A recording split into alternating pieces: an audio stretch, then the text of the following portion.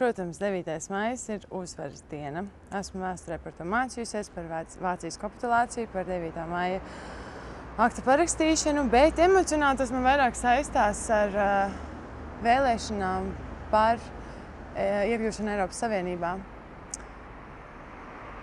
par Eiropas Savienības iespējām, par atvērtām robežām.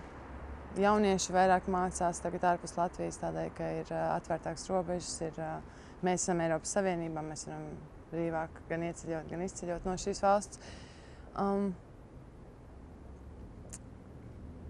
Eiropas diena, daudz dažādu iespēju, gan ekonomiskā ziņā, gan mācību. Gan ceļošanas. Vēl 9. maijs man asociējās ar uzvaras dienu, ar uzvaras pieminekli Pārdaugavā. Un parasti arī krievtautības cilvēki tur pulcējās 9. maijā, lai svinētu uzvaras dienu, bet toties Vērmanas dārzā cilvēki pulcēsies svinēt Eiropas dienu. Un vēl šogad 9. maijs iekrīt ar mātes dienu. Un tas man asociējās ar speciāliem novēlējumiem māmiņu dienā māmiņām. Kā 1. klasītē man bija jātaisa zīmējums, man bija jāzīmē savu ģimeni.